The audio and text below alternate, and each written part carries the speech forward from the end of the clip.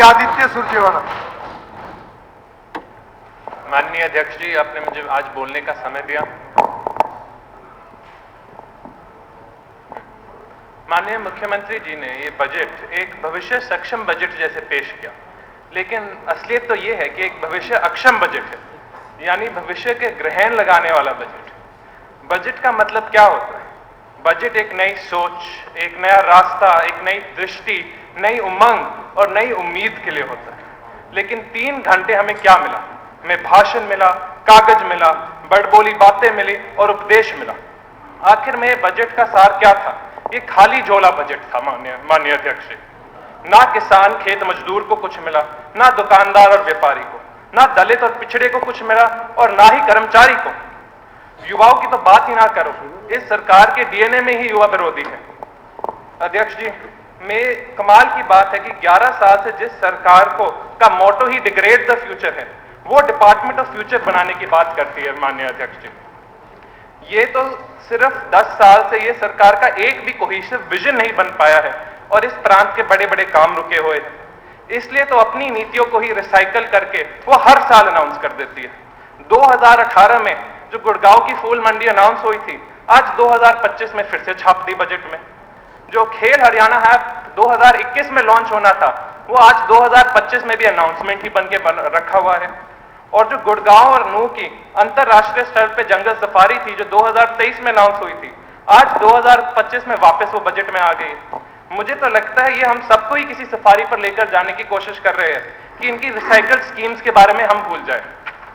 माननीय अध्यक्ष जी, ये बजट पे चर्चा, इस बेतहाशा कर्ज के बारे में काफी हमने चर्चा की।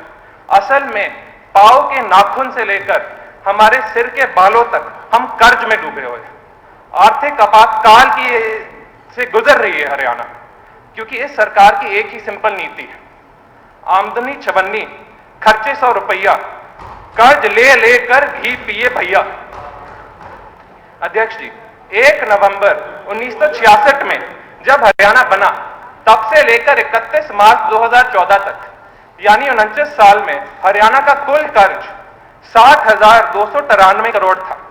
2014 से 2014-15 से लेकर 2025-26 तक, यानी इस भाजपा सरकार के 11 साल में कर्ज बढ़कर 3,52,818 करोड़ हो गया। 600% हमारा कर्ज बढ़ गया है सिर्फ इन 11 सालों में। तो ये सारे के सारे जो 2,92,525 करोड़ है, ये गए कहां? मैं आपको एक चीज बताऊं अध्यक्ष जी, चौंकाने वाली बात है।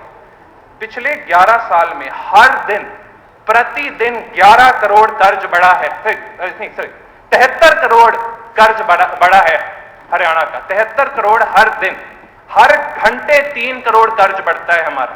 जो 3 घंटे की हमारी स्पीच थी, उसमें 9 करोड़ का खर्चा हुआ उसमें।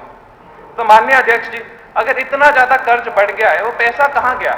ना तो मैंने कोई नया पावर प्लांट बनते हुए देखा, ना इरिगेशन प्रोजेक्ट बनते हुए देखा, ना कोई स्टेट हाईवे बनते हुए देखा, ना कोई यूनिवर्सिटी बनते हुए देखी, ना कोई हाईटेक सेंटर बनते हुए देखा, क्योंकि कुछ भी नहीं बना है, शून्य बना है पिछले 10 साल में।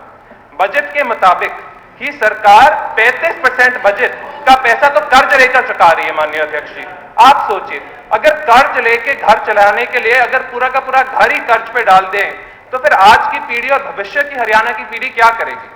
मैं बताता हूं माननीय अध्यक्ष जी, इस भाजपा सरकार की तो मंशा यही है कि सब कुछ लूटकर और झोला उठाकर पतली गली से निकल जाएंगे। हरियाणा का वर्तमान और भविष्य रहे या ना रहे। माननीय अध्यक्ष जी, सरकार बड़ी बड़ी डींगे लगाकर बजट का साइज 2 लाख करोड़ बोलती है। बजट मैं पहुंच रहा हूं उस तक, चिंता ना करें मंत्री जी। बजट का साइज 2 लाख करोड़ से ऊपर बोलती है, लेकिन सच्चाई तो यही है, जो बुनियादी विकास यानी ढांचागत तरक्की के इस बजट में 10% भी नहीं होता, और उसमें से उससे भी कम इस्तेमाल होता है। माननीय अध्यक्ष जी, जो कैपिटल एक्सपेंडिचर होता है, जो कैपेक्स होता है, उस एक आम आदमी के लिए कैपेक्स क्या होएगा? उसके लिए उसकी गाड़ी होएगी, उसकी भैंस होएगी, उसका घर होएगा। एक ऐसी वन टाइम परचेज जो उसके सालों उनके साथ रहे और उसका घर चलाने में मदद करे। सरकार के लिए कैपेक्स क्या होता है?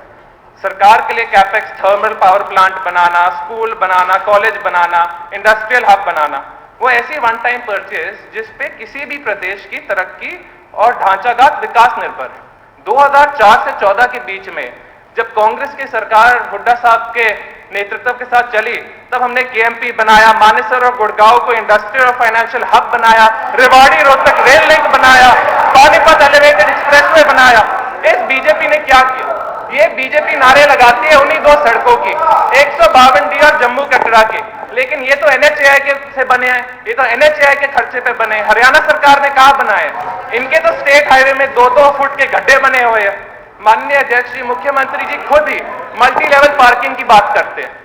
मेरे कैथल में हम 10 साल से मल्टी लेवल पार्किंग की मांग उठा रहे हैं, वो मल्टी लेवल पार्किंग तो आज तक बनी नहीं। हमने तो खुद ही 2014 में लैंड एक्वायर करके बीजेपी को सौंप दी थी जब उनकी सरकार आई थी, लेकिन वो प्लॉट खाली का खाली पड़ा हुआ है।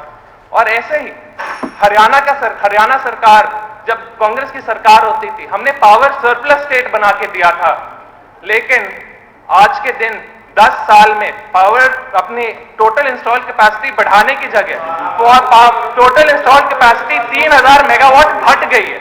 आप बताइए माननीय अध्यक्ष जी, कौन से प्रांत में 3000 मेगावाट टोटल इंस्टॉल कैपेसिटी घटती है? क्योंकि एक भी नया प्लांट ये नहीं बना पाई है माननीय अध्यक्ष जी।